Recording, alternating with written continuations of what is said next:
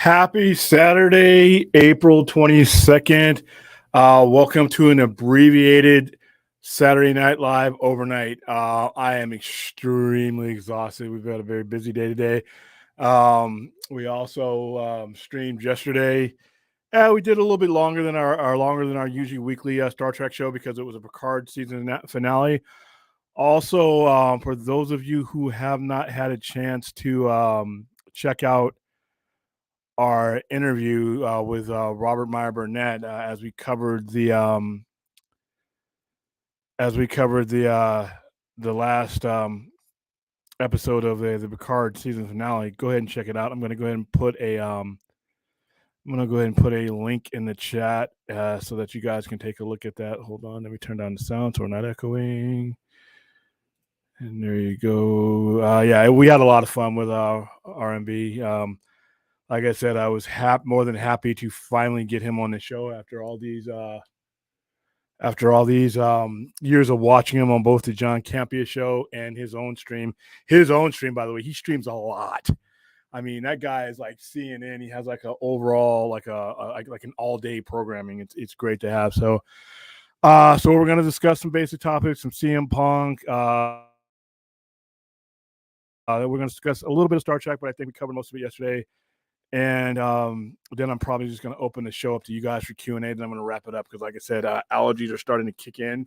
I had my door open here at the center, but man, I started sneezing and coughing. So, all right, let me go ahead and say hi to the chat because I know some of you got in here early.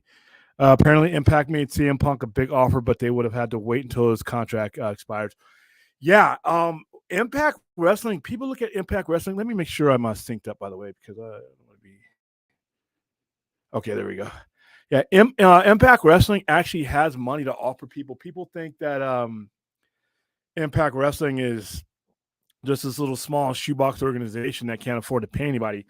Chris Jericho, they were in a competition to get to sign Chris Jericho when he was a free agent, when he was coming over from New Japan to start up AEW. From what he said, he didn't give exact numbers, but they made him a significant offer. So Impact does have money. They spend very carefully. But Anthem Sports, which owns Impact Wrestling, has the money to make serious offers to people. If they deem them that to be a change, a change in their company. But CM Punk, I don't know how much further he's going to go after his contract was AEW, and I don't know, even though Impact can make a significant offer, Tony Khan's got $8 billion. So I don't know, he can also spend things that mean things to him. He has a lot more to spend, even though Anthem has the cash. Will he want to leave there? I mean, we got this Wembley Stadium thing coming up. That's going to be a company maker for Tony Khan. That Wembley Stadium show on August 27th, if they fill 90,000 seats, that could become their WrestleMania type level event because that would be the most seats that they ever had. It's a huge ass event. The wrestling is big in the UK, and they haven't had anybody there in quite some time. So, yeah, I'm not surprised to hear Impact made him a significant offer. Should CBS do Star Trek shows in the Kelvin timeline? No. I think it's best if the Kelvin timeline just ends. The Kelvin timeline has served its purpose. It's done its thing. It was fun. But now that we have mainline prime timeline Star Trek back on TV and it makes up the majority, I think the Kelvin timeline should be consolidated. All right, Vince, have a great stream. Hope I'll catch tomorrow. All right, cool. Yeah, catch me on the replay, dude. Thanks, Vince. How you doing, Michelle? Chappie, what's going on, man? How you doing, Alabaster? Hey, Numbers, it's been a long time. Bill Hader says he's working on 3 film scripts, including a horror film that he would star in. Do you think it's an original horror film or a next installment of it? Oh, I don't know. I mean, I hope it's original because, everybody's doing remakes and some of them are done really well. I've heard a lot of great things about Evil Dead. But I would like to see some new ideas. You know what I mean? If all possible, I'd like to see some new some new and creative stuff. I mean, I remember growing up in the '80s where everything was new and creative. Wasn't all great, but it was still creative. I mean, everybody's doing a lot of remakes, so I hope it's. I don't have any inside information. You're the first I'm hearing about that, but I hope it's something new.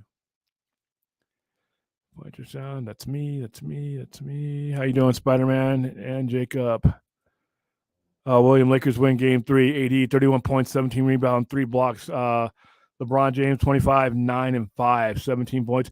The only thing I did not like about this game is once they were beating the hell out of them. I mean, they were up 42 to something. They were up like 30 points, and they let Ja Morant go off. I think Ja Morant might have hurt himself at the end of this game. I got it up on the TV now, but I think once they got that lead, they just got comfortable, and they really didn't run the type of defensive schemes that they really need to run on Ja Morant. But once again, it's a win's a win. They're up 2-1 now. Usually 66 to 70% of the teams that win game 3 when the series is tied at 1-1 win the series. So I think, they're in a good spot. I just need them. Sometimes the Lakers drive me crazy. They just check out mentally in games that they're up against, and then they have breakdowns. And then all of a sudden you give a team like Memphis hope. Now, granted, I don't care if John Morant is healthy or broken. It doesn't matter to me. He was healthy in game 1 until the last 4 minutes of the game, and Lakers still beat him by like 14. So, and he was healthy tonight. Lakers still win by double digits. What was the final score of that game? Do you have it on there? What was the final score? Let's see, because I wasn't. I was checking into the show right as he was doing his interview. So let me see. So the Lakers. All right, so they won by 10 points. They were favored by 4, but they won by 10. In my opinion, they were never in any real danger of losing this game. Even though they were up by 30, they win by 10. It kind of looked unimpressive down the stretch.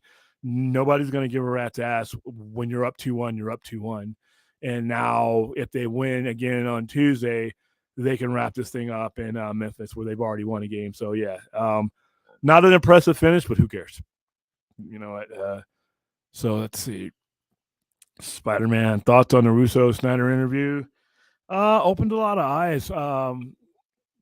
Like I said, I still haven't finished watching the whole thing. I got it up on the pizza thing up on my other screen here, but I've been really busy. But from what I saw, like I said, it was just the process that he goes through as far as filmmaking goes, and the process that he had to go through going through the previous management is just unfortunate.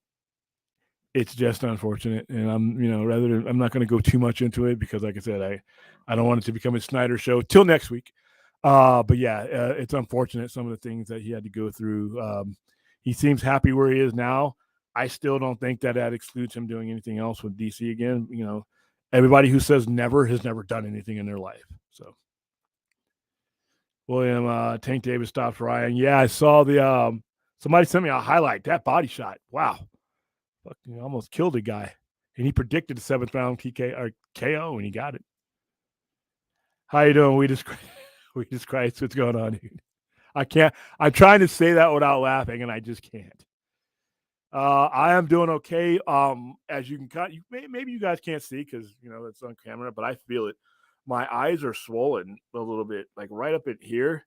It's like it hurts to open them because all right here is just driving me crazy sinus wise.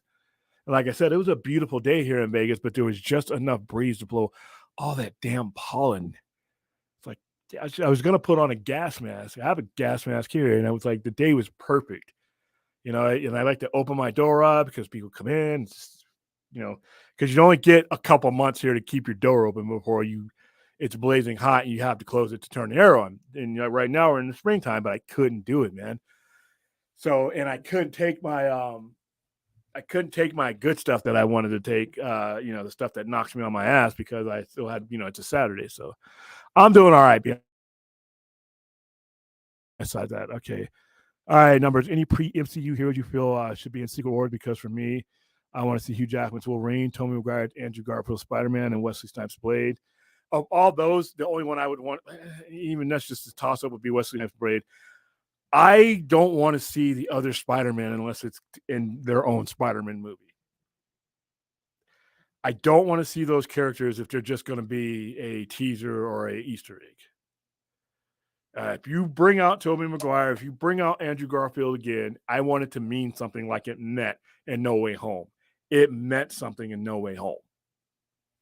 Marvel has a tendency when they're doing their group movies or they're doing their project movies to make individual performances not mean as much. So if I'm going to see Andrew Garfield again, if I'm going to see Tobey Maguire again, I would rather it mean something to those individual character story arc. That's just my opinion. But Wesley Snipes still looks like Wesley Snipes. Seeing him as Blade with an upcoming Blade movie might be a good push for that. So that would be my choice. But I don't know. They become unpredictable to a fault. So I couldn't tell you. All right, William thought of Evil Dead Rise earns 10.3 million domestically. That's pretty good, right? Because it didn't cost that much money to do that. Let's see. Evil Dead Rise. I think Evil Dead Rise was a dirt cheap movie to make.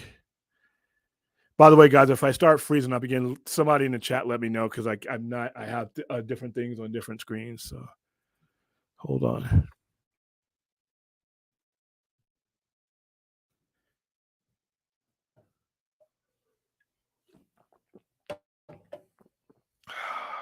Well, yeah, budget is 19 million and it's already at 10. That's a success.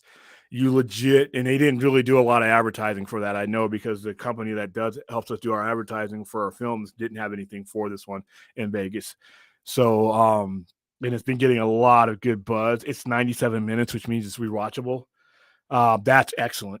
That's excellent. On a $19 million budget, they pulled in 10.3. They pulled in over their budget, and I don't know what's coming out next week, but I haven't seen Evil Dead Rise, and I'm going to go see it.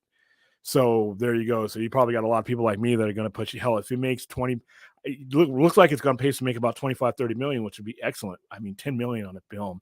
That's like Blumhouse budgets when they spent 7 million on Invisible Man.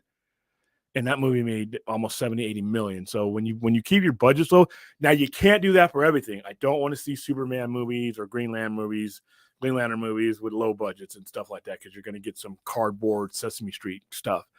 But a movie like Evil Dead Rise with practical effects and things like that, I think is perfect for that. Dork Knight, how are you doing? Anybody watch Beau is Afraid? That movie is acid trip. I have not watched it. I've not even heard about it. Another movie to put on my list. Thanks you, Dork. William thought a Super Mario Brothers movie has passed 800 million. Like I said, we were discussing this a couple of days ago, and on the last overnight show, no surprise. No surprise at all. No surprise. Mario is just one of those things. You got literally 3 generations of Mario's fans that are going to eat this. We're going to eat this up. It's a global release. It's a short movie. Families can go see it multiple times. So yeah, I'm just waiting for its next milestone to be $1 billion. It's either going to crack $1 billion or it's going to come really close to it. So it seems the Aircut script is leaked online, leaked on Twitter. Definitely wasn't expecting that. I'm surprised it didn't leak years ago. I mean, he's basically told you everything, a lot about what was in it, and we can kind of piece together. But I'm surprised that that footage of it hasn't leaked since he pretty much had that done. I'm surprised the whole scenes haven't leaked out on Twitter. So still don't know what the official status of that is going to be, if they're ever going to release it. Like I said, I don't see any business reason to release it because if you're not going to tell the whole story of the Justice League arc, which 2 of those main characters are bought in for, then I don't see any business reason. When Suicide, when the original one already made its major profit, it's like you're going to leave well enough alone, All right. Let's see, William, thought on Robert Pattinson and Talk to Star and Chloe Zhao's Dracula. Not the biggest fan of Chloe Zhao movie. I liked Eternals, but I thought she made some decisions in that movie that were just a bit ridiculous. And the other movie that she did with Frances McDormand in it, that's just a human interest thing. So Robert Pattinson is becoming a top tier actor. He's in his prime, so I would go see it.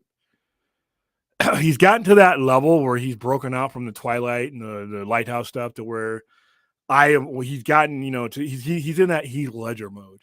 If Heath Ledger would have lived longer, I would have probably been a fan on Heath Ledger because of the movies that he made post, like Brokeback Mountain, things like that, things I actually watch.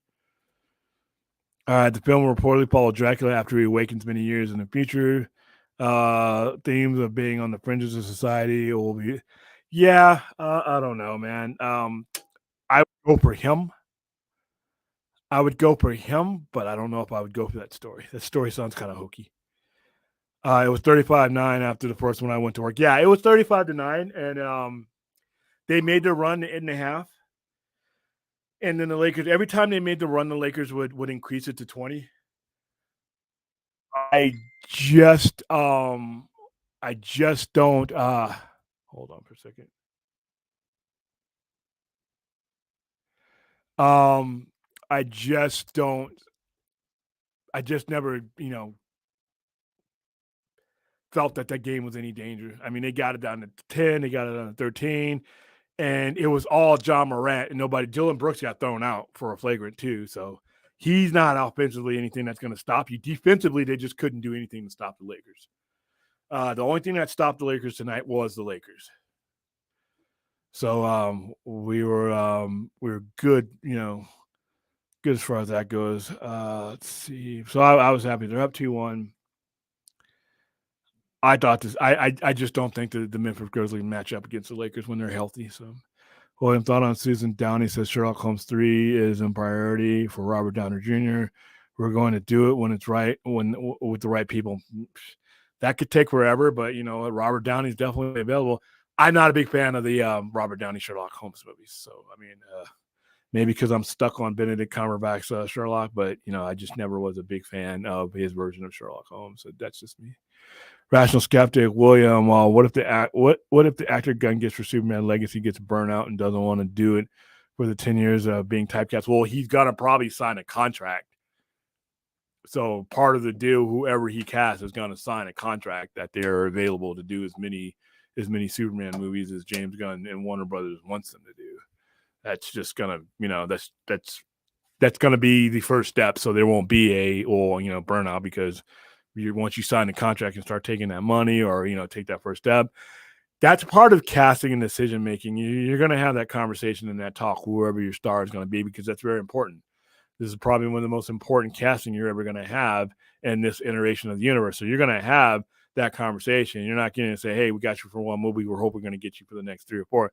No, you're going to sit down, and part of the decision making of picking that person is going to be, how long are you in for? Because this is a long, long time. I mean, I have a 10-year plan. I don't know if James Gunn's going to be around 10 years, but let's just say he is, and he has a 10-year plan. Superman is going to be all over that plan.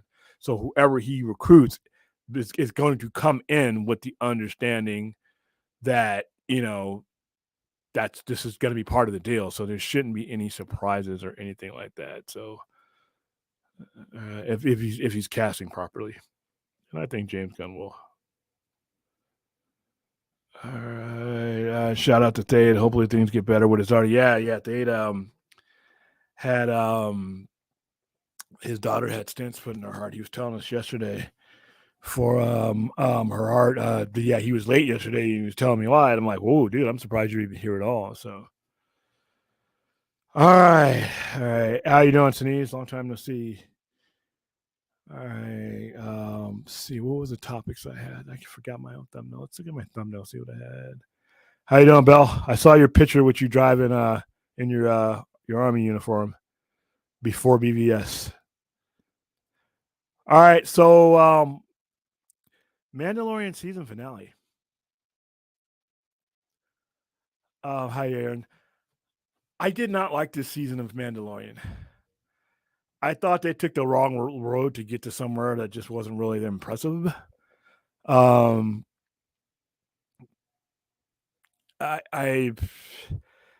they're going into the movie, so I mean, I can. There was a lot jammed in to the last episode of Mandalorian. I mean, I thought the taking of Mandalore was going to be this long, whole series long thing. It really wasn't. I thought Moff Gideon was going to be, the second coming of Moff Gideon was going to be much more lethal. And yeah, he did a lot of damage when he came back, but he was also like a B-level villain, video game villain. He wasn't really that hard to beat. And they built up the Darksaber to be this thing like, He-Man's power sword where he holds up in the sky and Castle Grayskull comes out from behind them. And it just really was never that. It just was everything. The Mandalorian season finale was the exact opposite of what Picard season finale was. Even with Picard season finale with all of its flaws and stuff, wasn't I didn't feel it was as rushed and unfulfilling as Mando's. Yeah, you got your endings and your resolutions, but they were kind of cheap. I just didn't like it. So I don't know what's next then, be honest with you, because they kind of wrapped up everything. So what's left? I mean, we wrapped up. Spoiler alert, but they've retaken Mandalore. The Darksaber really meant nothing. Moff Gideon and his thing didn't mean anything. And all this is running up against what we already know is going to happen in the sequel series. So I guess the next step will be to find out, where Baby Yoda goes from, obviously when he, Jar Jar version 2 rescues him from the temple, who changed him beyond that, and then what happens to Baby Yoda. That's really, at this point, the only mystery I have in the whole thing. And does that Mandalorian, mythical monster, I mean, they showed that again, and what didn't do anything. All it's doing is opening its eyes and staying at the bottom of the ocean. I just didn't get where they were going with any of this, and they just took a long route to nowhere. They took all these, they kind of like plotted some story, and then they just said, you know what, it's the last episode, just get this done. Well, no, it's the Mandalorian, and we don't know which Mandalorian they're talking about. So, But they've tied up even that things storyline, huh? Even that storyline, I that was cool that it was the Mandalorian. It could be Bo-Katan, it could be any of them, but even that overall story kind of wrapped up, like, Well, I wouldn't say wrapped up, but it is, Din Djarin and Grogu are getting a little bit of a rest that they deserve after all this time. And I know I usually get my butt kicked for saying this, but remember, Star Wars was actually originally made for kids. I mean, that's fine. I mean, it was kids our age though. For kids back in our I think we could take. Yeah, I mean, the whole idea of Ewoks and everything, and everyone going, "Oh, George sold that." I'm like, guys, George meant this for kids originally, or very young adolescents. Even though while he made it for kids, we bring up the Ewoks who are cannibals, and remember, like I said, they gave Leia a dress. So the lady who wore that dress prior to her is dead. They ate her. All right. And then we kind of like gloss over the fact that they blew up the Death Star in their orbit above their heads, and they should all have died from irradiated Death Star parts. Yeah. Everyone, so I was like, go ahead. Make of it what you will, but and again, I'm all for why don't you just enjoy the story? I mean, yeah, it's not great. There are plot holes, but does anyone enjoy anything anymore? I tried to enjoy Mandalorian, and there was just nothing there to enjoy towards the end. Yeah, it was just really. I mean, I wasn't against what they were doing. I was just like, when it was over, I was like, that's it. Okay. It was just. I don't know. Yeah. Well. I mean, did you enjoy it? It was okay. Not as satisfying as Star Trek. But we'll see how it goes. Let's see when season 4 of Mandalorian will show up. To my understanding, they said that they already have the scripts written. They're going to start shooting in October, but if there's a writer's strike, there's going to be a delay. Oh, yes, writer's strike. Another looming writer's strike. Oh, yeah. Last time they did a writer's strike, it totally screwed up things for me. I had things that were licensed that we couldn't get licensed. We had a live action Buffy the Vampire thing that we were doing. It was selling out. We couldn't do it anymore because the residuals for what would happen when when Fox was making extra money off of things that the writers had already been paid once for. So things like that were in dispute, so we couldn't do any anymore. And then you had a bunch of stupid shows, and then you really had the birth of modern day reality TV because you didn't have to write scripts. And Yeah. to me, that just that was like the return to Cro-Magnon TV because there was really Yeah. nothing. The difference between now and then is that we do have other stuff to keep ourselves busy, so we could watch that watch list. But because we have all this choice now, do support the writer strike. If you didn't know, they voted to strike on May 1st. So they're still negotiating. It could be averted, but the Writers Guild already voted that they will strike if an agreement hasn't been reached by May 1st. 98% of them voted that way. So it was overwhelmingly. So it was like, oops. Uh-huh. So Because they need to get more a percentage of streaming rights and everything. Because again, there's plenty of it to go around. There's plenty of ways for them to get something, but studio executives, as usual, are greedy. And their stockholders and everybody else. So yeah. It's crazy. It's crazy. We don't need another writer strike. Another writer strike would be devastating to the industry, to be honest with you right now. Yeah. Well, it also depends on how long it lasts. Yeah, and the last one lasted a long time. Yeah, it was 3 months? Which meant talks had totally broken down. That last one, if I can remember, was almost a year. It was longer than 3 months. Yeah, I can't quite remember. It was almost a year. I just remember that everything was like SOL, and it's like, because everyone thinks, if it hadn't already been written and yeah. Yeah, but the thing is, you still need a writer to make changes. It's you can't go against the rules. That to me, the only things that we got to see were things that were already in post production. Everything else had just shut down, and it was a good year because I remember there was TV shows the following year that didn't get off on time because of the writer's strike, and that cost like I said, it's devastating. So hopefully it gets averted, but they voted to have that option. Let's hopefully they don't use that option. So yeah. But Mando season 3 just was a little bit underwhelming. I didn't hate it. I mean, it was kind of fun. The battle was cool. Yeah. What they did with that destroyer, that cruiser was cool. Mm-hmm. Baby Yoda doing his little fire protection thing was cool. Yeah, I mean, it's just like it. Maybe it's because I'm matching it up against Picard season 3 in that whole season. Yeah, I mean that's the thing. Slightly different genre, different storyline. I can't believe everyone thinks, sorry, but Mando over? No, that there's more coming. It's just, they're getting a respite, and they're not going to be able to live quietly on Navarro. That plain and simple. So something's going somebody's to call them after him. Yeah, someone's going to come after him, and stuff can still happen. And I think Boba Fett's still getting a second season somewhere down the line. So again, it's the book of Boba Fett within The Mandalorian. So, and then, I always thought that they couldn't really do much with Boba Fett. That's why we have The Mandalorian.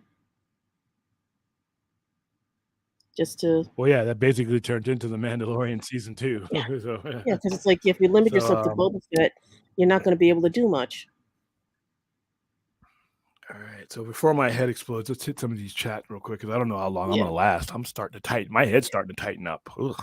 Oh, hey, temperature change here, and my allergies and arthritis are going nuts, so that's why I'm late. All right, thought of the Flash movie will be releasing in China in June 16th. That's all the more reason that it could make them a lot of money and approach the $1 billion mark. China's a huge market for that type of movie.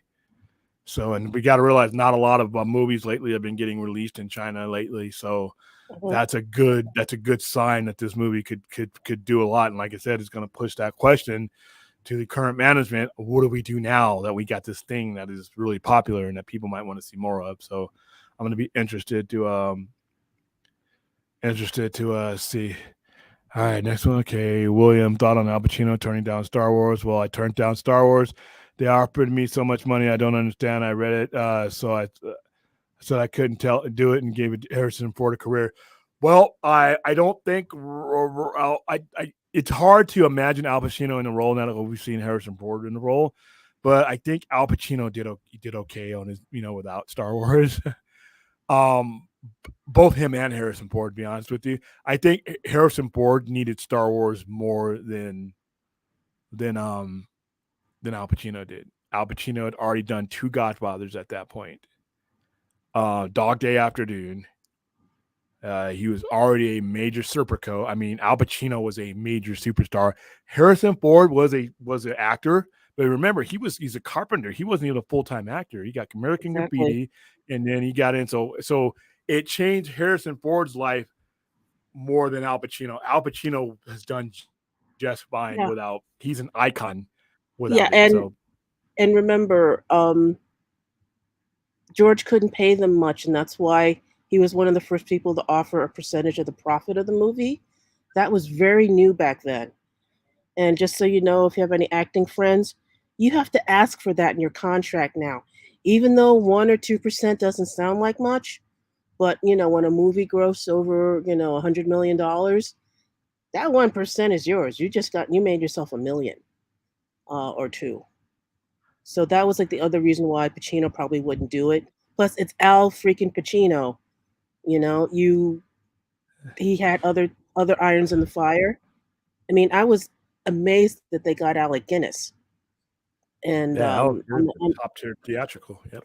Yeah, I mean that's cream of the crop British actor.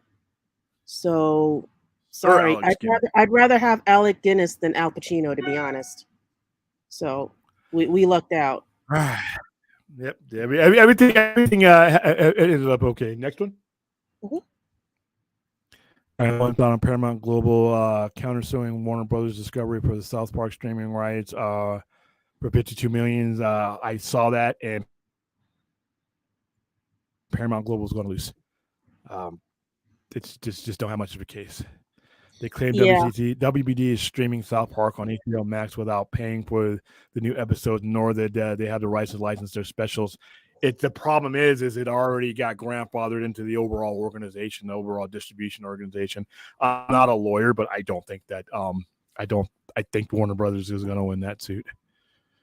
I mean, it's a little tough because it's whatever pre-contract the licensing fee to loan out the property. So I don't know what was in that contract. And face it, they weren't Paramount didn't pay attention to the fine print. Oh, and plus the industry has changed since some of these contracts have come out. Streaming wasn't as prominent. So yeah, that's what I mean. It might have been one of those older things before they updated some policies. That's all. All right, there a fan film competition to where you can enter your own screenplays based on pre-existing properties, and I'm going to submit my script for the Batgirl and my Condiment King film. Good luck, dude. Listen. There's a lot of people who have gotten started that way. A lot of people who've gotten started that way. So anything you can do to get your work in front of somebody is great. Just make sure you register and copyright your stuff so no one else can steal it. Yeah, the actual the idea. Yeah, the actual story itself. Yep. All right. William thought on Neil Gaiman revealed that Dead Boy Detective series takes place in the same universe as the series of Sandman. I think it's safe to say that. Yeah, anything Neil Gaiman does for them is going to take place in that universe. That's the way he works. That's the way he writes. He builds an entire world that these characters exist in. Even the ones that are like not necessarily the most metaphysical, they are still within that world. That's just how he's always written his stories. So that's great. That's actually good news. All right, next. Just got back from watching Evil Dead Rise. Not bad. I still like Evil Dead 23 remake the best. I haven't seen the remake in 10 years. I wasn't a big fan of I wasn't a big fan of the concept of the remake. So there you go. I was already biased coming in. So all right, but I will see Rise maybe tomorrow night. Who knows? All right, next. Yeah, give me a second. I'm okay. Scroll and find stuff. Okay. All right, thought on James Gunn's Superman Legacy will reportedly begin filming in January in Atlanta. I don't know if those reports are true. I don't know. I know he's got the script done. I don't know if it's soon. Could be wrong, but I was thinking more later in beginning of summer. But I don't know if it's happening that quick. I don't know. I know I heard people talking about this, but I know it's going to start filming next year. So anything beyond January will be true, but I don't know if it's going to be that soon in January. Next one. Yeah, usually something that soon. Plus, again, try to, for your own sake, instead of asking us, check to see if there are 2 or 3 different sources that say the same thing. If not, it's just a rumor, and that might be jerking your chain. That's all. I thought author Stephanie Meyer will be involved in the Twilight reboot. Lionsgate will develop the series before trying to sell it to a streaming service or a network. I don't know if there's a market for a Twilight reboot. I don't, I'm not a fan of the Yeah, series, so I couldn't tell I you from my personal point of view. But yeah, I'm not a fan of the books or nor the movie series. Only thing I could say is good luck to them. And it's not a reboot; they're just trying to do it in series form. And the good thing about television series is you get more details in from the book. So I don't know, it might work out a little better. But the premise of Vampire Sparkling never appealed to me and never will. And we'll see what happens. And again, remember, looming writer's strike could put a lot of dents, and all these projects can actually get canceled because of that writer's strike. or postponed beyond reality. So yeah. Yep. Yeah. Put, as they say, put on the shelf. All right. All right. Am I the only one who says Robert Downey instead of Robert? Yeah, I Probably. think so. Not too bad though. A lot of people just call him RDJ. All right. Question from Numbers. Do you think once Mario reaches $1 billion, Nintendo will all in on Illumination? Will go all in on Illumination to adapt their properties, which is a mistake. I don't know. Yeah, because the money is going to dictate that you do that. I mean, people are going to want more. So it's just retail, man. So yeah. The answer is yes. Yeah, Oh crap! Alistair. They got it. Yeah. Yeah, he still has his energies directed someplace else. Hey, Azteca. How you doing, Azteca? I'm just going in order. Okay, that's cool. William, they're building up to Thrawn. That's the season. I guess we're, and I do remember now. I not remember, but I do. I have to be reminded that Ahsoka's coming up, and that's going to be huge on Thrawn, and Thrawn is going to be huge. I think Ahsoka has the ability to surpass Mandalorian in popularity. Mm-hmm. I mean, granted, you don't have Baby Yoda. You don't have cute little Baby Yoda. I kind of got sick of Baby Yoda after he ate those damn spiders and almost got them killed and led to the entire little spider, knobby white spider population getting wiped out. Just because he wanted to eat everything and he's always putting shit in his mouth. It's just like, dude, you know what? You almost got us killed. You basically led to the extinction of those little spiders, and then you were still eating our eggs after that. It's like. Ugh. I was done with Baby Yoda after that. Can't wait for Dune 2 next year and never cared about Star Wars. Ooh, man, there's a lot of people, if not for them. Again, if Dune it's 2, not your cup of tea, that's fine. Yeah, Dune 2 is going to be epic. I think they're going to go all out for that. Now that they know that there's an audience coming into this, it was 50-50 on whether they could make money on Dune. They barely did because of the whole COVID thing, but because it was popular, because it was on HBO Max, people still got a chance that would never have given Dune a chance to see Dune. And now come Dune 2, I think Dune 2 is going to be one of those Academy level movies. I think Denis Villeneuve could possibly finally get his award that he should have been nominated for Blade Runner. All right, next one. So, William, do you think Din and Bo are going to get married and be Grogu's parents? I wouldn't put it past them, but I don't think so. Nah, doesn't look like it, but You never know. What's going on, Fourth? Be forth. Uh, Michelle. I'm hurting a bit tonight. I spent the day at the lake with my husband and our kids and our brothers and their wives. Wow, it's a lot of people. I Yeah. got sunburned and getting in the shower hurt bad. Oh, I got allergies. I don't know if Yeah. it's the Just same. just keep your body temperature low. You might want to spritz a spray bottle for water. That'll actually help keep your skin temperature down, provided you don't have a cooling cream or something. I think Star Wars was for all ages. Nothing about a slave Leia that is for kids. Yeah, that one was kind of. I was like 8 or 9 when that came out. I always wondered how they got that past everybody. I mean, Yeah, you went from well, Leia to that Leia, and I yeah, was like, well, wow.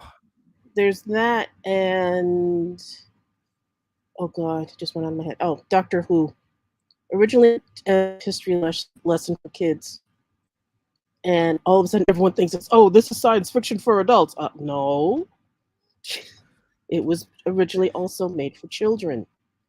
It's changed. It's evolved. Oh yeah, Doctor Who's But intense sometimes. So. yeah, well, yeah. I mean, nowadays, but when you think about it back then, and everyone just taking it out of context. I mean, the Brits have no problem with it. It's when you get to America that, oh, it's science fiction. Oh, it's this, it's that. I'm like, no. Well, and that's how it was presented to us, and that's the bad thing is when they bought over when they because Tom Baker was the first one that started airing here in America.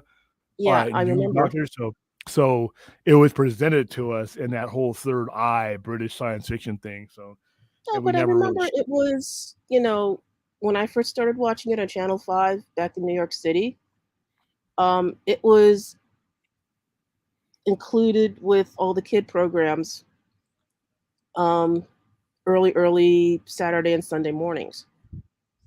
So Yeah, I knew that it meant it was for kids. But as I got older, it's like, oh, it's in prime time now and on the PBS stations. that's where I So saw it on PBS. yeah, that's where I first started seeing it too. Yep, and Tom Baker was my guy. All Yep. right, next one. I am I'm up for more Star Trek movies. Star Wars is oversaturated by now. I am more for Star Trek series. I think Yeah. there's something that gets lost for me With in Star movies. Trek movies because there's not enough time to thoroughly develop characters. And I think Mhm. Star Trek is the backbone of Star Trek is its character development. And in a movie, you just don't get a lot of time to move that forward. So Yeah, I I'm all agree. aboard for Trek series. Star Wars is a movie thing to begin with. It's always been a movie thing, and now these series that you have are a branch off from that, but they're not the basis. The basis of Star Wars will always be movies, whereas with Hmm. Star Trek, it's the exact opposite. So, Mm-hmm. all right, Star Wars is dead. It's meant for an epic. It was meant. It isn't Don't meant for tell an epic Disney that. franchise. It's just a story about Luke Skywalker. No, I think it's added to worse when it's just about the Skywalker family. But I Yeah, think there's more to Star Wars, than it is. they're fleshing out stories here and there. It'll be more cohesive when the movies start coming out again.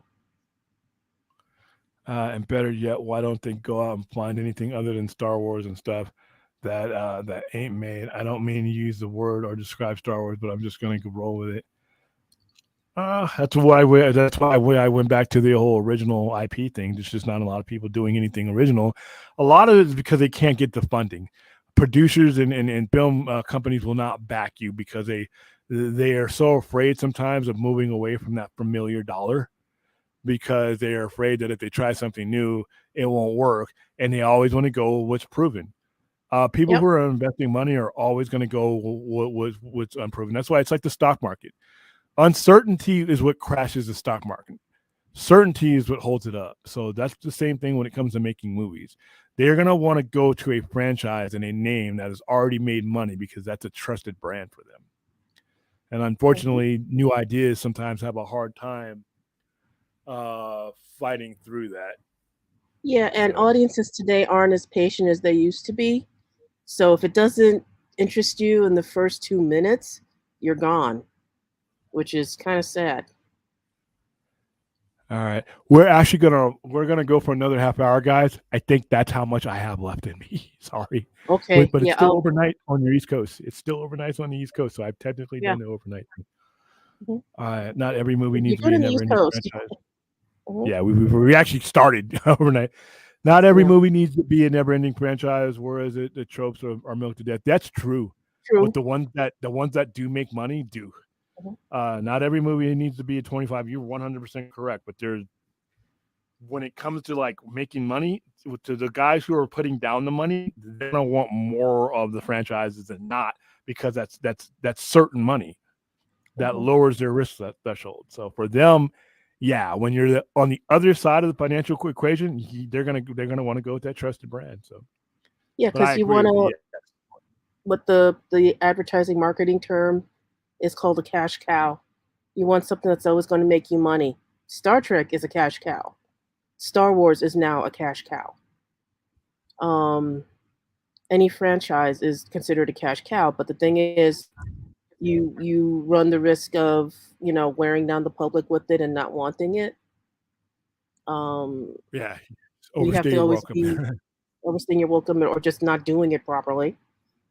Um, so you still have to be careful with it too. If you like your cash cow, if you love your cash cow. By the way, But I love your avatar. You're just a completely black square. good old Not Ford. every movie. Okay, we read that one. Okay, I can write more gooder and be. I can write more gooder and be a writer. Okay, that's Yeah, I Clint. mean, yeah, Clint, That's if you his want, the humor is good. I know. No, just again, if you want to He's be a enough. writer and pitch your story to studios, fine, go for it if you really don't like what's out there now. But again, He as someone that used to work in legal, get that thing copyrighted. I don't think it's free anymore. I think for a small fee, but it gives you a lot of headaches. I mean, it protects you from a lot of headaches down the line. Because if you are the inventor of a concept, you own that property. Okay, you own that. That's yours. But By the way, if you don't Clint works here at copyright the that Sci-Fi thing, Center. the next person that comes up with the same idea is going to be all over you with a lawsuit. So that's where that comes from. Yeah, Clint's just trolling me. Yeah, I know. Oh Well, I God. thought I'd bring it up anyway because there are people that think they can write better than the professionals that are there, and trust me, it's not that easy. You Or think it's, direct oh, or I act. could just write this or direct that. No, hon, it's a lot more involved than you being an armchair CEO, director, writer. You have Well, and no they'd be idea doing what's it. going on. If Yeah. they could, they would be doing it right now instead of, Yeah, well, I mean, watching us. that might gripe against certain people on YouTube and social media going, oh, I can do better. And feel free, do better, Yeah. you Yeah. know? All right. Oh God, another writer strike. We already had one, and it caused a whole lot of problems with the writing quality already. Yeah, it did. I don't think. I'd be honest with you, it was Yeah. a long time ago, and I still don't think. Yeah, well, it shut down the studios. And, even when the strike was over, it took them a long time to start back up because the studios had purged some stories and some shows got cut down and shut down. It's sad. And again, it wasn't that long ago, Yeah, at least oh, for us older folk, and it's not, it wasn't a good thing. So yeah, 2008. yeah, All right, next one. I got to go look it up again, but I can't All because my right. internet's a little fuzzy. All right. Do you think the writer strike will affect James Gunn's? Oh, definitely. It'll affect everything we watch, folks. Again, Yeah. even completed scripts, if there's anything that needs to be fixed, that has to be done by a writer. Even like if it was Terry Metalis, he would have to cross picket lines, and they're not supposed to. So basically, places shut down, even though Plus, you have a lot of he's a people. DGA. He's going to be Yeah, part of the DGA, and he's going to be part of management. So it's going to be a yeah. tough road for him So if this that's goes why, down. Yeah. yeah. I mean, the people, you got to realize they have it rough. You're a director, writer, producer. You have all those credits. Yet, even though it's your own work, you cannot cross that picket line without severe penalties. That could be a fine, and it could also keep you from working in certain things. So, just so you know. Yeah, and just reputation. Mhm. Rest in Oh yeah, peace, Barry Humphrey, an Amen. Aussie Yeah, comedian. sad. Yeah. Well, everyone's getting up there in years, but yeah, that was a great, great How old actor was and Dame Edna? 80 something, I think. So yeah, No, that's a long life. That's a good long life.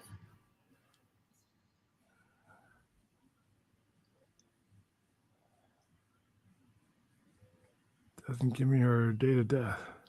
Oh, Scott. Well, What's either going on, way, if Steve? any of them to take over, we're screwed. But again, Stella, oh, science fiction fans being that these two artificial intelligence units are highly intelligent. Who is more dangerous, Skynet or Ultron? Skynet. Skynet. Yeah, Yeah. and yeah. Ultron, even though Ultron integrated himself into everything, he still had a central focus that he could be stopped, and that's how they defeated Ultron every time in the comic books. Even in the movie, that's how Ultron was defeated because there was still a central focus that you could target for Ultron. With Skynet, it was ambiguous Yeah. programming that had no real role other than to carry out a particular function. And once it came to that decision, all functions were taken over by it. Oh yeah. Whereas Ultron's weakness is that he was mimicking a person. He was trying to mimic human reasoning. Skynet had no such thing, and that's also what helped them defeat Skynet because Skynet actually creates its own method of it being defeated because it has no human logic. That's the irony of Skynet. It wants to wipe out all human life, but it does not have the imagination to not defeat itself every time because they have to know at that point in time in the future that what they're doing is not working simple because they keep sending back these terminators and their future still is what it is. So if they had human imagination and logic at that point, they would say, well, what if we just stop sending them back or sent them to a different point in time? We keep sending them to the same point in time and we keep being defeated.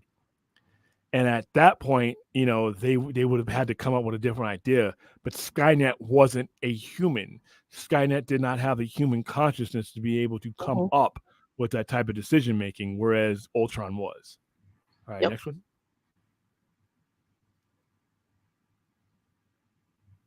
Oh, there you Hmm. go.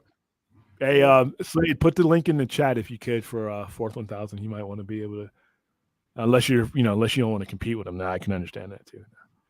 All right, Chappie, I was reading somewhere that the Total Recall remake and how fans decided to boycott it and crap on it before it was even released was very stupid. That's what people did back in that era.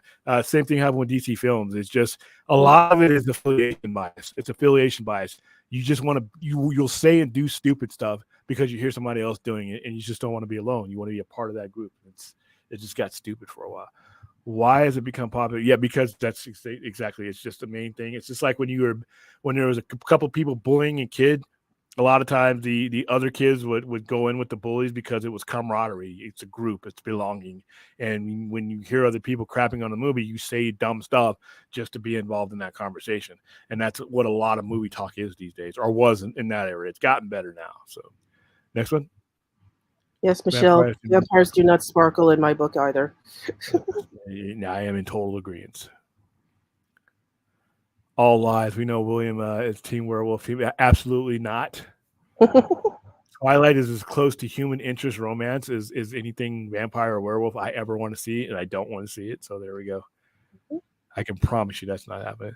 Since the Mario movie hinted at a possible sequel with Yoshi, you think the sequel will be like a movie version or of the Mama Luigi episode from Super Mario World cartoon? No, it's going to be done in the same exact way that this movie that's about to make $1 Yeah. billion is going to do. They're not going to mess with that formula.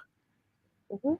All right. Next, what is the main reaction you're hoping to hear from the Flash after CinemaCon? I just hope people are, like I said, I hope people are blown away with it to the point where it just brings to the question. What I want for the Flash is one way or another to answer the question of where are we really going from this point on, other than we brought in this new guy, he's going to do this new thing. I want to know just how entrenched they are into the business of things. Because if this movie makes a lot of money and you go away from it, I'm gonna have less faith in Warner Brothers Discovery. And I had a lot of hope going in with Warner Brothers Discovery coming in. But if the Flash makes a lot of money and you go away from it towards this other thing, then I'm gonna lose faith in their decision making. Because that's telling me they're not putting the money first, and that kind of scares me as a businessman. Yeah, I mean, looks like the Flash was the last good thing the old regime did. Yeah, I mean, they were totally horrendous. I mean, come on, we had the first Aquaman and the first Wonder Woman. Those were theirs, and they made over $1 billion each, which was unexpected. So that's how much of a fluke that their decisions were made. The main question, and this is what I want to have happen, is everybody tells me that the whole Snyder thing, it wasn't working. We had to do this. We had to do that. We had to do a reboot. Once again, a word that people use to make themselves sound smarter than they really are. Yeah. But if this movie goes and does good money, then that's not true, because these things are directly connected to that Snyder core. Yeah, these are all 5 to 7 years, telling me that it didn't work. And if this movie comes out and it works, then that's not true. So now where we go? Yeah, do we follow the money, or do we follow pundits? And this is why that old regime was really weird, because they didn't follow the money, and they're saying Zack was the problem, but here are all these other creations that stems from what Zack did. And again, Toby Emmerich, karma's watching. Yeah, I mean, that's all. Yeah, Flash should be fine. All right, Anthony, how you doing? Question: what are your guys' thoughts on the dropping charges for Alabama and the whole Russ incident?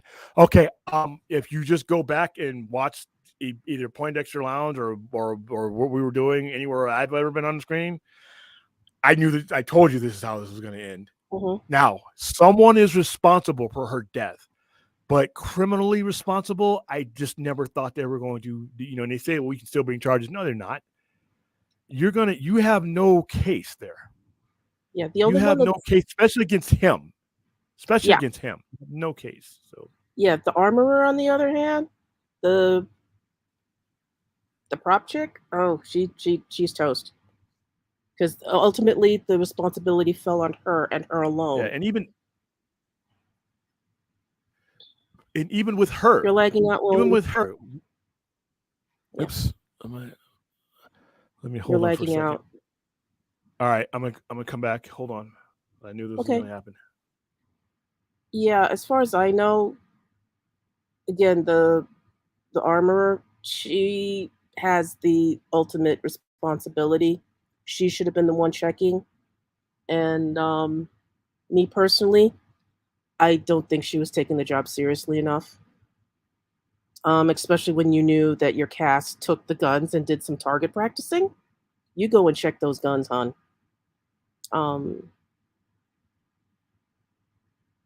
I ran props in college. I'm not anywhere near what she does for a living. But I always made sure everything I needed was there. The show that I was working on actually had food, so I had to cut up some bread and stuff, and you have to be on the ball. But even can you hear me now? Yeah, you're fine. Okay, even with the armor, reasonable doubt. All you have to do is introduce reasonable doubt to any of these scenarios, and you're not going to win your case. And prosecutors don't like to bring cases where there's this much reasonable doubt. I never thought they had a case against Alex about it. Civilly, yeah, you can take him to the cleaners, but criminally, no. So I was not surprised to hear that this was. Yeah, it's going to be in civil court where things get very sticky. But they've already settled. They've already settled, so that's Yeah. So yeah, not surprised, Anthony. But thanks for your question. Next one, William. One of Disney's official Twitter accounts said a best couples kiss. They put Luke and Leia as one. Ugh. Did that seriously happen? That's nasty. Then again, we have Game of Thrones, so Game of Thrones went Yeah. far worse than siblings kissing. Episode 1, frame 1, Game of Thrones has siblings banging. So Yeah. there you go. The wonders of fiction. Not just banging, impregnating each ugh, and having crazy Yeah. babies that ended up being mass murderers. So, And they weren't even uh, Targaryen. So oh my goodness. Remember Howard the Duck? Okay, someone always gonna have to stick it to me with Howard the Duck questions. Remember Howard the Duck had duck boobs from that surprisingly was rated PG, and this was a PG rate. Well, okay, here's the story about the. It shouldn't be cussing the BS rating that is PG-13. All right, if you look up bullshit in the dictionary, PG-13 is there. All PG-13 was for money. All right, back in the mid '80s, you had a core of stars. They called them the Rat Pack: Patrick Swayze, Charlie Sheen, Emilio Estevez, all those guys that were on St. Elmo's Fire, all these movies like that, and they appealed to preteen and teenagers. All right, and they couldn't make those movies. Let's take Red Dawn. Red Dawn is in Flamingo Kid, but Red Dawn was the first PG movie ever released. Red Dawn is not a PG-13 movie. Red Dawn opens up with people getting shot point blank, kids, adolescents getting murdered by Russians. I mean, just outright violence, impale, all kinds of stuff. Red Dawn is not PG-13, but they couldn't make it R.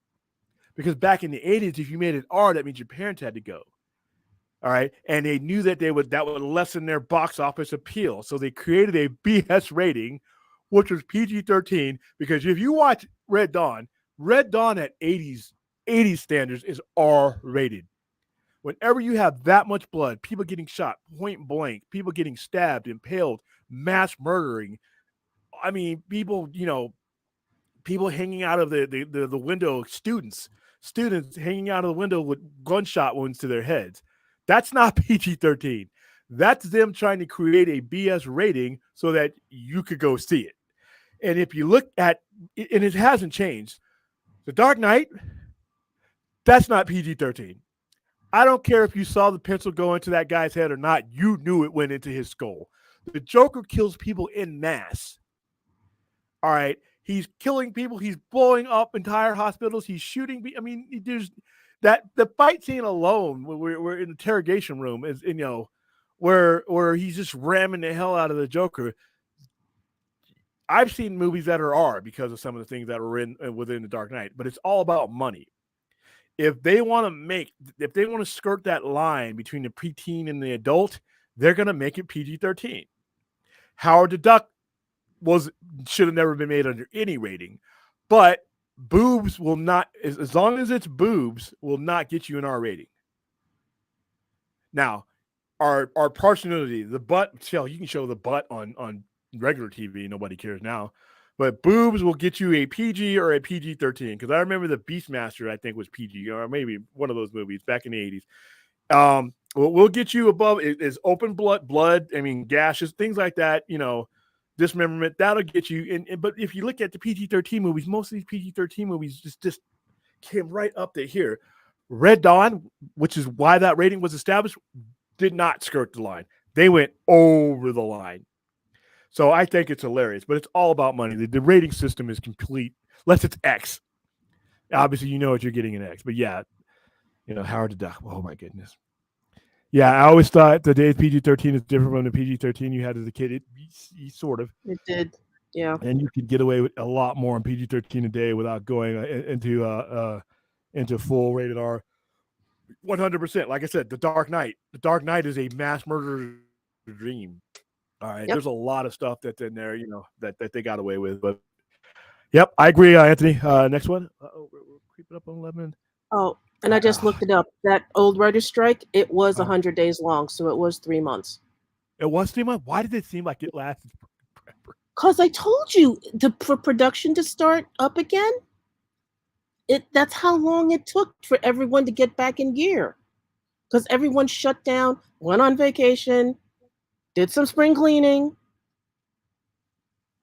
Yeah, Hey, dude, it dude, seemed that was dog years then. Those 100 I days were like I dog years. Oh, then I was still working, so I wow. had friends. I mean, I had to walk across that picket line to do shit. So it was not good. So Let's hope, hey Chappie, let's hope it doesn't happen.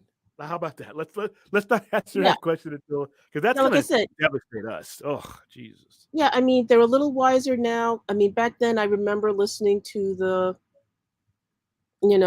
banter, and back then the studios didn't want to budge because they were greedy and everything. This thing called streaming was new, but now everyone knows what's going on. Everyone sees how the pie's been split up amongst everyone, and the writers do need more, because that's one thing. The writer the writing departments, they're a lot smaller than they used to be, where you used to actually have almost 10 or more writers doing different things on your staff.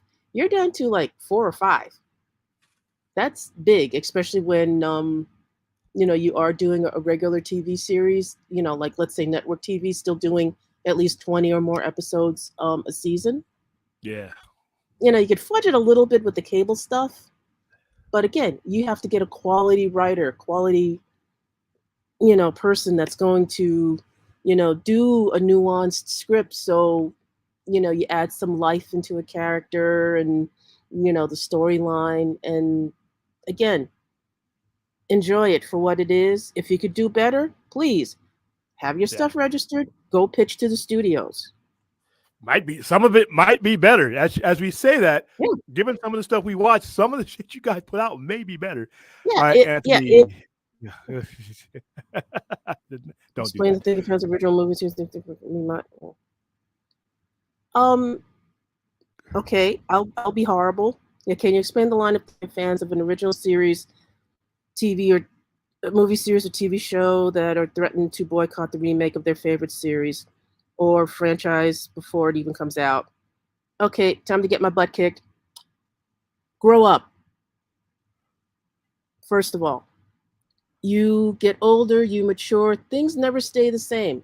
Things that stay the same, it's like that old phrase, be a reed that bends in the wind, because if you don't, you're going to break. A lot of All things right. in my childhood have been allegedly ruined. Am I crying over it? No. Things change. Well, I've seen RoboCop. Transformers. I've seen Transformers evolve into something I don't recognize. you know? I'll answer this question for you, Anthony, and it's my standard question when it comes to this. People, and it goes the same with superheroes or any other iteration that's not theirs. They lived this. People live this, and they have an emotional attachment to what was going on in Yeah. their life and who was around them.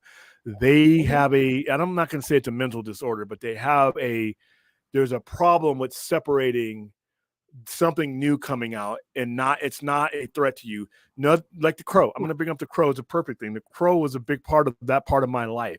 There's no Crow that they can release that is ever going to take away from what the Crow meant to me in 1995. There's nothing that they could ever remake that's going to mean to what Total Recall meant to me in 1990. They can remake it 10 times over and over and over again, and those versions will mean something to someone else. But the one I hold dear to me is untouchable. But I think people, they take it personally. They take it as an assault. When they do a new Superman, they do a new Batman, they hold so tight to these characters that they take it personally when a new era comes along. That's on the fan. And like Stella said, I partially put grow up, but let go as well.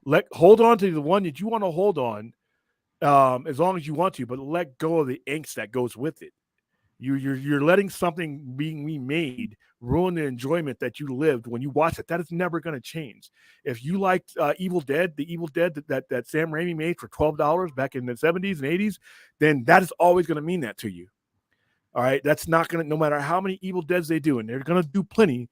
That's never going to hurt yours. Yeah. So, and that's the same thing. Christopher Reeve is always going to be there on VHS, Blu-ray, streaming. All right. Yeah, because No remember, new people, Superman is going to change that for you. they're going to I'm trying to find the right wording. They're going to revise things to try to get a new audience. Okay? Um, They're not forgetting about you. They're not trying to ruin your childhood.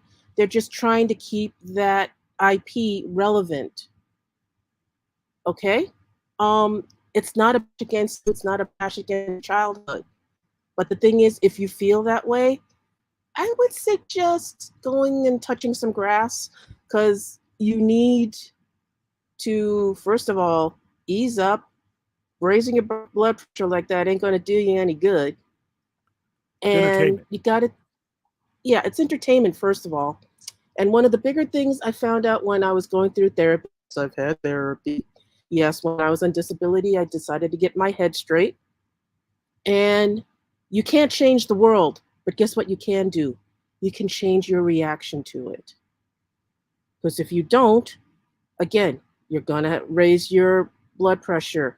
You're going to be going towards the dark side of the force. Or you're gonna have a heart Um, attack. Like me, yeah. I'm watching sports right now, Hmm. and I get to the level where I have to warn myself and remind myself that I can never go through 2014 again. Hmm. 2014, I was not a good person when it came to sports. I got holes in walls and places that it's just because I'm huge into hockey. I don't, black people in hockey. I'm one of the 10, but that's another topic. And my Hmm. Kings, because I'm from Los Angeles and I've grown up a Kings fan, went through one of the most blood curdling Stanley Cup runs to a title. They were down 0-3 against the San Jose Sharks. Became one of only 5 sports franchises to come back from an 0-3. There was overtime, sudden death overtime, and that sudden death was real. They went 7 games in every series except for the Stanley Cup Finals. I lived every damn minute, and I'm like, and they won that cup. And I was like, I have Yes. aged 15 years for some shit I have no control over. I have no Yes. control over it. And I'm like, my heart was like, I felt my heart shaking my chest, and I'm like, I can't do this anymore. I have to find a way to enjoy this entertainment and these things around me without destroying myself. Otherwise, I may as well be on the field or on the ice with them taking hits, and I ain't getting paid. So there you go. Same thing with entertainment. Yeah. You have to. It's like a bar, a salad bar. Or you have to take what you can consume, and don't Yeah. go And overboard. another way to look at it, if it doesn't pay your bills, do anything for you, give it a break, folks. Just if you don't like it, turn the channel, go do something else that you prefer. Simple. And just for a moment, people in the chat, while I have you for now, please ask your question only once. It's not that we're not going to answer it, but if you keep writing the same thing in a different way or even ask us to go look at it, more likely, depending on my mood, I might ignore you. Okay? Because we might not have time. The chat's not that busy today, so please don't say, please go look at my stuff. And if you didn't hear me before, I try to go in order and I'll bring up stuff that's relevant if I have time. But that's one of the problems I have in dealing with the chat. I have to scroll back and forth. Today I don't have to as much. So please, we'll get to it. And William wants to end this fairly soon because he's not feeling well either. So just so you know, thank you.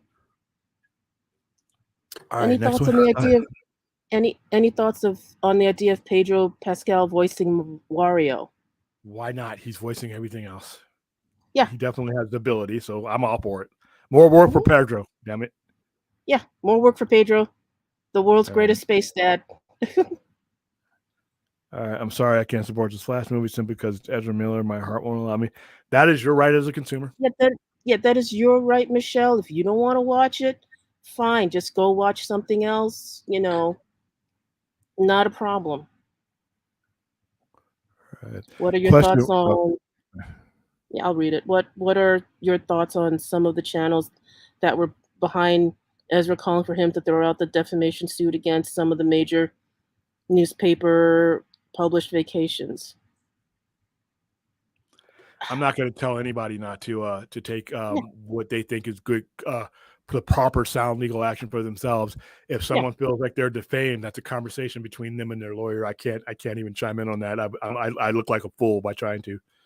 yeah. Again, the things that have scrolled across my desk, I can't give you details, but A lot of them are stupid, and when you reach a certain point, um, you're gonna lose, and that's when the slander/defamation lawsuit comes in, and I don't blame them.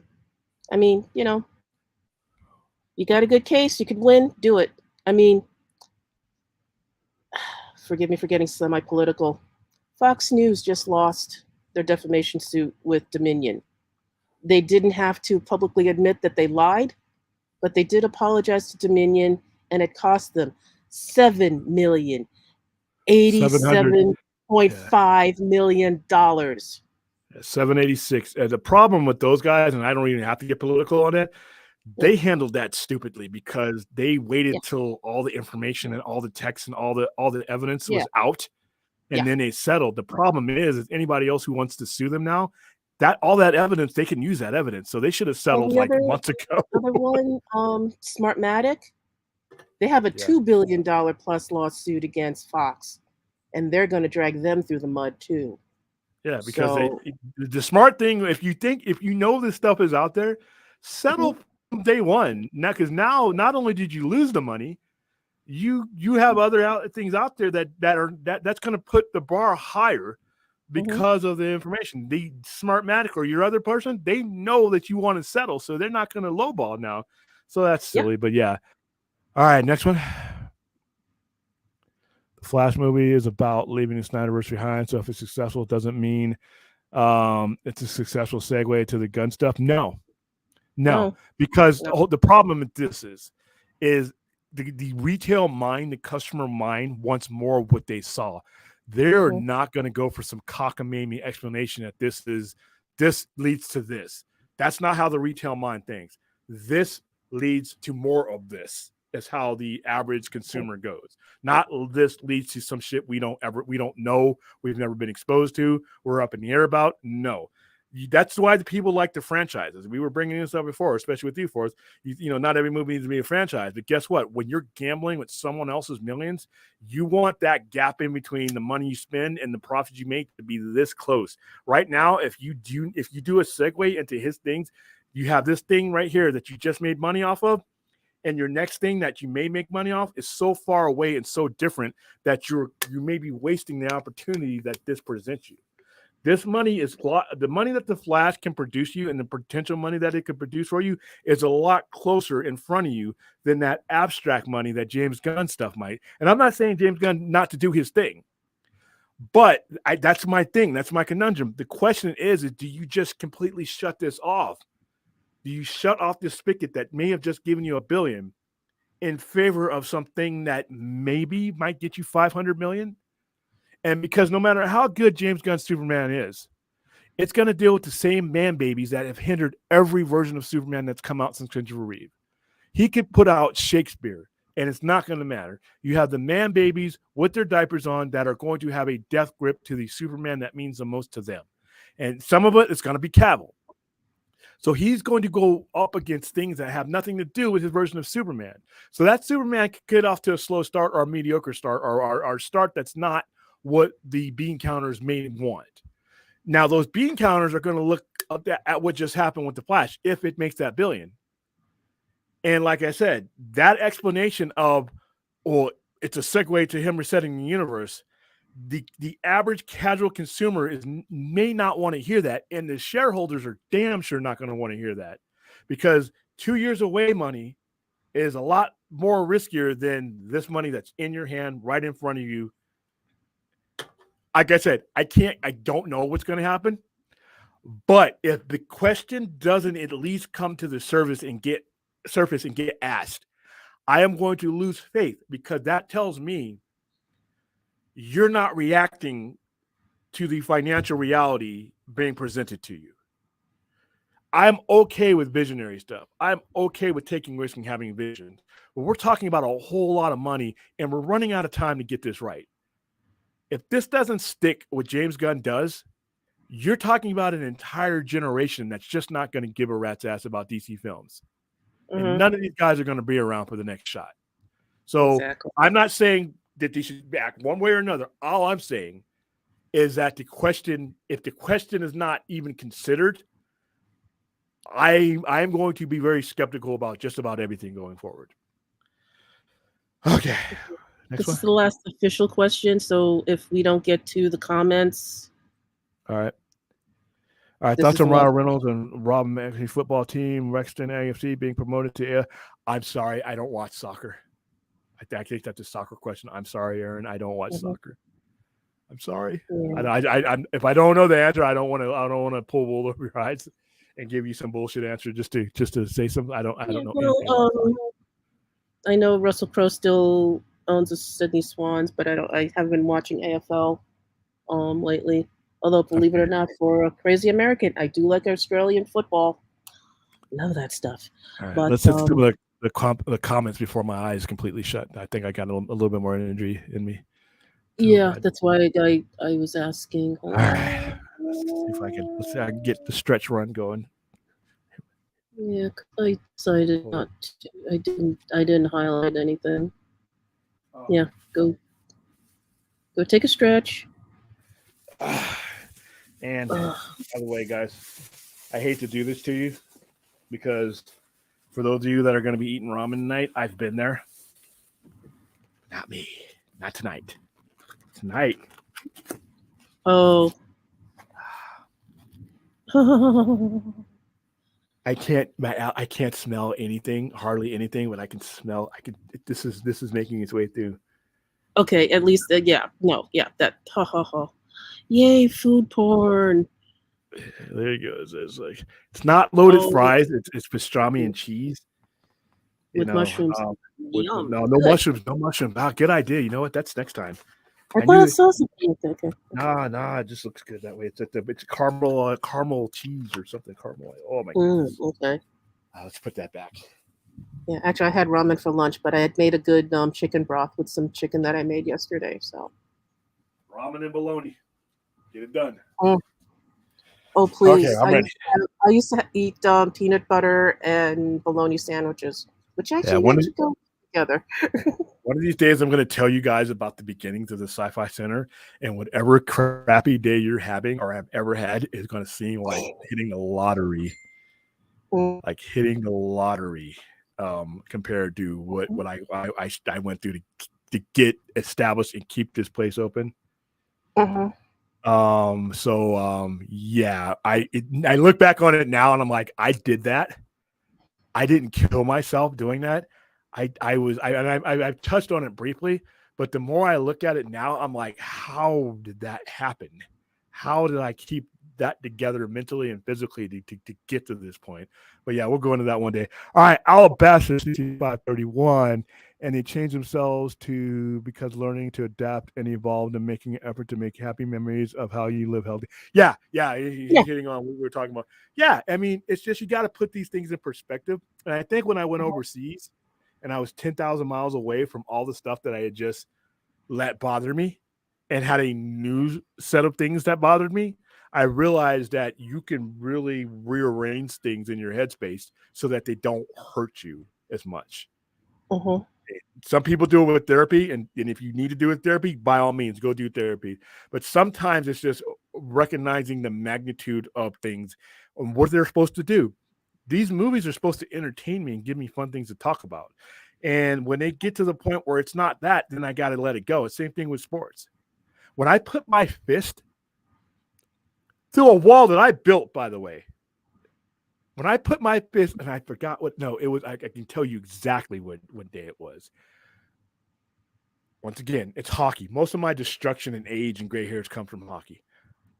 Kings were playing the Chicago Blackhawks, who had eliminated us. We were the defending champs, and they eliminated us. And I just wanted to just drive them into the ground for an entire year. They went up 3-1. Somehow, some way, and the Chicago Blackhawks tied it and forced a Game 7 on their home ice. And I'm like, oh, man. And the moment that horn set off with that final score, I put my fist, and thank God I didn't hit a stud. It was a hollow wall that I built for a support wall or a partition wall. I put my fist, and my fist was all the way through it. And there were people in the other room. We had an area where people just hung out and did geek stuff and played games. And I was in my office watching this. And when they tied that series up, 3-3. I put my fist to the point where I had to get help. Someone had to underside had to undo me until I could pull my fist out. And I'm like, we're not. That's it. And the very next game, Game 7, I did not even watch it. We screen Game of Thrones. We've been screening Game of Thrones at the Sci-Fi Center for like 12 years now, including House of the Dragon. The episode, it was season 4, episode 6, I think. It was when the mountain bought, the Viper, when the Clegane and all that, and that the head crushing and all that stuff. It was that, and I had a crowd. It was a sold out crowd full of people that we were watching it, packed. And I was like, I'm not watching this game. I'm not watching this game. I'm not stressing myself out. And I have on my phone, I still have it to this day, the goal horn will go off every time the Kings score. I knew the game had went into double overtime. And I was like, you know what? I'm focused on Game of Thrones. And that goal horn went off. And all my customers looked at me and started laughing because they knew what had just happened. And they knew that I was doing my best not to watch it. That was a discipline I had to do to myself. Otherwise, I was going to run out of walls. If I would have watched that game, I would have torn my whole damn store down. So that's now my Kings are back in the playoffs, Lakers in the playoffs, all this stuff. And I'm like, you know what? If they lose, I will just have to get up and deal with life the next day, pay my bills, go to work, do all this stuff. Nothing changes. I might be a tad bit happier if these things go my way. But guess what? Most people, no matter whether it's sports or anything else, most things don't go your way. You don't realize that. Most things don't go. If you're even a Laker fan like mine, I've been alive for almost 11 titles, I think, in my lifetime, and I've been alive for 2 Stanley Cups, and I've watched like 4 of the 6 Dodger World Series. But I don't care who your team is. Most of your lifetime, your team is going to lose. And yeah, I'm a lifelong New York Mets fan. Talk about losers. And if you look at life, most of the stuff you try, if you look at the math, you're going to fail at it. But by human nature, we keep trying because it's only that 3 or 4% that even matters to us. How many jobs did you apply for that you got turned down for? But you don't care because you focus on the one you got. How many times did you gamble somewhere? You don't think about all the times all the money you blew. You hit that royal, that's it. We are naturally wired to focus on what went right because we don't really want to remember what did it. But when you look at that math, most of everything you do, watch, or enjoy doesn't go right. Just, enjoy the percentage that does. So yeah, it's just got to get in the right headspace. Russell Crowe. Yeah, Russell Crowe owns South Sydney Rapidos. Sorry, yeah, it's been a while. I've been losing track. You got me. I know nothing about these things. Yeah, no, yeah, Russell's owned them for years now. All right, Chappie, question. Now knowing that Henry Cavill Superman is going to have a cameo, or what? I don't even know if he's still a cameo in the Flash, and the Flash makes $1 billion. I don't know about that. I don't know if he's. I thought he was. I think they filmed it and he pulled it, but who knows? Yeah. Hey, listen, CinemaCon. I got somebody that's going to CinemaCon. I told him, spoil it for me. Yeah, again, it's like, guys, please be careful what you read and where you read it from. As far as I know, and I follow Henry Cavill, he hasn't said about anything. Yeah, and don't even believe Warner Brothers because they're not gonna tell you one way or another. You just have to, if you see the movie and he's in there, that's great. But to answer your question, I'll answer your question on a hypothetical basis. Once again, it goes back to that question, and I'm not one of these restorative Snyderverse fanatics type of people. I am somebody who's doing the math, and regardless to how you feel about James Gunn and whether you're a Snyder bro or anybody that, you can wipe all that away. This is retail. I am sitting right now in a retail establishment that I have to apply math and retail value to. If this movie makes money, then the conversation has to at least bring this up. These questions that you're asking are the same questions I ask myself. I mean, I don't know what the answer is going to be. I just know that if you don't ask that question, then you're being malfeasant. Yeah. And forgive me, we can't have answers to that right now. Sometimes you're just going to have to wait and see what happens when the movie's released. And I know that's next week when it gets leaked at CinemaCon, can you know one of those assholes? But yeah, I mean, if we keep, see, that's the thing I don't like about circular conversations. you can talk yourself blue in the face, but if you just be patient and wait, your life is going to be a lot smoother. The Um, Flash is going to answer. The only thing I can tell you guys is keep pundits and everybody else. The Flash, in my opinion, if the people that are running Warner Brothers are financially conscious, and it seems like they are, the mhm, Flash is going to do more to answer any of these questions and any of these anti-Snyder, pro-Snyder, in the middle Snyder. None of those guys are going to matter. What have I always said over and over and over and over and over again? I'm going to get it tattooed. I'm going to get a T-shirt made. Math is undefeated. Math doesn't lose. Math has been winning since before we knew what math was. And it's not going to pick up its first loss on a YouTuber, a Twitter head, a pundit. I don't care how many millions of followers or hundreds of thousands of followers that they have. Math stomps all of them. All right. Math ain't losing to any of us. And if the math comes out on top for the Flash or Aquaman for that matter, anybody you heard, I don't care how much you trust them, even if it's me, doesn't mean jack.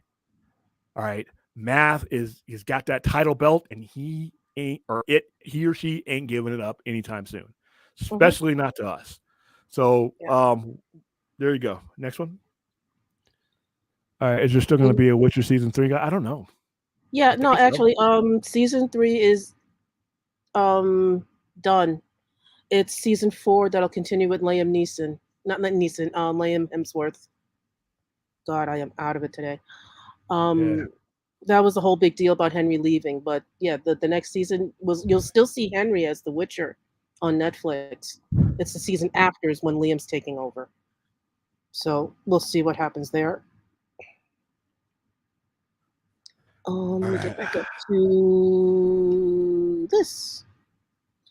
The problem with studios bombing IPs isn't that it ruins the original. It's that you only get so many tries over years to get an IP right. 100% true. I Yeah, couldn't agree anymore. it's I part could of not it. agree anymore. Yep. Let's see All if right. those Next one. go. Yeah, it's part of that. What's that beeping? Is that your hot That's my pocket going off? computer. Oh, Yeah, no, that's my computer doing things. you've got mail. Mm. And then there's All this. right. I got to see how we're gonna do the fundraiser. I'm keeping my weekend open because that was supposed to be a it's still gonna we're gonna still do an AFSB fundraiser. Cool. But I want to line it up with whatever's going on next week because I've offered myself up in our platforms to be able to support Full Circle. So I need to get more information about what exactly I'm going to be doing, if anything, before I set that up because I want to set that up leading up to it. So keep an eye out. Yeah, just don't remind me that I'm going to have to watch that damn movie And hold on. Oh, sometimes this thing jumps when I don't want it to. Flash Blue wants to know when the Witcher will be released. I don't know. That's up to Netflix. Is it done? It has Um, got to be done first, isn't it? yeah, no. They finished Witcher They with finished Henry shooting it? several months ago, so Oh, they're that's right. they're That's in, right. That's right. His they're this in is his last. Got it. Got it. yeah, Got it. they're in post production. So I'm assuming maybe end of the year, like they usually do for All The right. Witcher. And that's about it. And we're pretty much caught up unless you really want to delve into comments. We can down in comments for a little bit more. I'm like I said, I'm feeling. Once I smelt my food, it opened me up a little bit more. Oh, okay, but you do need rest. And Oh yeah, as yeah, long for as I'm anyone out of that here by knows the next anything about maybe me, 20 minutes, I should be good. yeah, no, I mean, no, we're caught up. All right. I'm more of a obnoxious older sister, den mother. I've been accused of other things which are really, really weird, but yeah, no, we're good. This is everything. Yeah, we got a good amount of the comments, not just questions. Oh, there's this. Yeah, well, 90s and 2000s, there was still more original thinking, and for some strange reason, this is also post writer's strike. A lot of people got out of writing. Yeah, well, reality TV took a big chunk out of it. Plus, Yeah, the stakes were different in the '90s. Like now, like I said, if you yeah, made a couple hundred million, you were doing good. If you broke 500 million, you got your own statue made. Now $500 million literally could get you fired. Yeah. A $500 million take-in could literally mean that you're not getting another film, which sucks, Yeah. Did we cover our thumbnails? Let's see. We covered. I talked a little bit about Star Trek Picard. I put 7 of 9 in the new Enterprise on there, mainly to get you guys to. If you guys did not get a chance to watch last night, I put the link Flash in Blue. what's that? Yeah, with Robert Ryan Burnett. I put the link in there into the chat. You can go to the beginning of the chat and see it's one of the first things I did. Please go watch that. That was I love the way that interview went. I love the way that was it flowed. really good. And that was the first time that I've had that kind of guest. That's kind of like a high bar guest for me as a host of a show. So that was a really special moment for me. If you do get a chance, go back and watch our Star Trek Weekly with Robert Meyer Burnett. It was a lot of fun. The episodes. It's been a good week to be a science fiction fantasy fan, especially a good week to be a Star Trek fan. I loved Picard season 3. Yes, there were some check marks that it didn't mark off, but when they, like I said, I'm not Brian. Brian cried when he saw the Enterprise D, and a lot of people cried when they saw the Enterprise D. I'm not that guy. Boy, was I fucking close when I saw Enterprise G. When he leans over and I think it's a Titan, and he says not quite, and then when he starts explaining the rechristening of the name, and you see it come up, and you see that as a Star Trek fan who's seen pretty much every new ship that they put out. And I know the emotions that I felt when each one never was this, because of the fact that I had gotten attached to the people that made the Titan what it was. I actually cared about those people. I cared about that ship, and I care about Star Trek. So for Star Trek to be this godly level of things that bring us all together, and for that ship to ascend to that level and take on that name meant a whole lot more than any of the other ones that had come before it. And like I said, that was an emotional moment for me. Oh, and Stella, back to the MPA. The reason why they created the PG-13 was because parents got pissed off taking their kids to go see Indiana Jones, Temple of Doom. No, Chappie. That's what they tell you. No. Thank you, William. No, there was other things. And again, please don't write it over again. That's the reason why I probably didn't bring it back up the first time. Please don't write things twice. I will not bring those up. Just so you know. The reason was money. Yeah. The reason was money. The reason was they had a group of people, like I said, the San Elmo's Fire Crew, Demi Moore, Rob Lowe, Emilio Estevez, Charlie Sheen, James Spader, Judd Nelson. All these guys were young actors, and they were all making movies in that general amount of time, that mid 80s, the early to mid 80s, The Breakfast Club, Flamingo, all these movies. And they did not want to put an R rating, because back in that day, an R rating meant there was something in the movie that you didn't want your kid to see. Yeah. And then it was parental guidance. You could go with your kid, but a lot of times movie theaters would let you in no matter what. PG-13 was a compromise. It was saying it was harder edge than just parental guidance. Now you just had to be 13, because that was a demo they wanted, 13 to 18. It was a compromise between R, which you couldn't get in without a parent, and 13, which you could get in without a parent. You could get, and back in the 80s, it was a recommendation. See, R was a standard. Back in the 80s, if you weren't accompanied by a parent, it was restricted. That's what R meant. Back where I was from, you could not get in. They would not sell you a ticket. PG, parental guidance was suggested, but if you read the rating, it's not required. But R, the theaters covered their asses, and they generally didn't let you in if it was a movie like that. PG-13. So they were basically saying, yeah, it's more than PG, but it's not R, even though they were lying through their faces. Once again, the first PG-13 movie is Red Dawn. You go watch Red Dawn. That's R. The first 10 minutes of Red Dawn are R. But they got away with it because money talks. Remember I said about math? Math was undefeated even back in 1984, 1985, because math won that battle. Money won that battle. But no, I did hear about that, Chappie. That's the reason that they gave the general public, because it was an unspoken secret that they didn't, that was what it was. But yeah, that's the front-facing excuse. But no, it was because they wanted to get you. They did not want to lose the teenage dollar, the preteen dollar, to an R rating. That's just what it was. All and right. we're Next. good. No, I did not cry like a little girl, Clint. I almost, like I did, my emotions. I haven't been that emotional watching Star Trek in a long, long time. And Oh like yeah, I well this said, when I, season was really good. I mean, this is Nemesis done right oh, Nemesis in was good. TV form rather than a movie. And again, I would go over.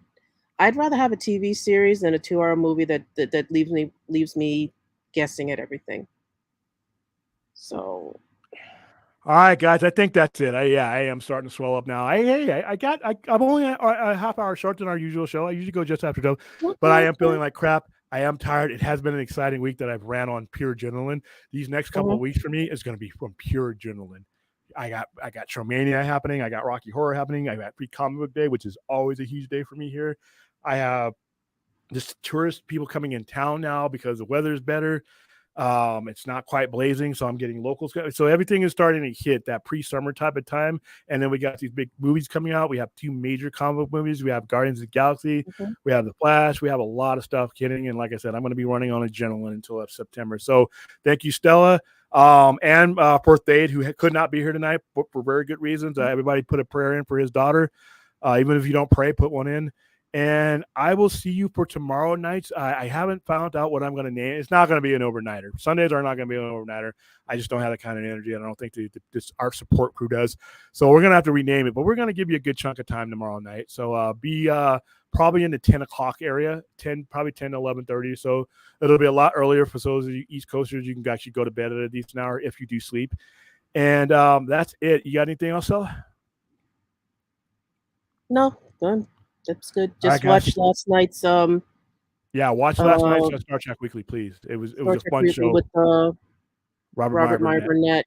Burnett. I was very impressed I because was. I'm very. I had heard of him, but never heard him talk himself, and very impressive. All right, So. guys. We'll see you tomorrow night.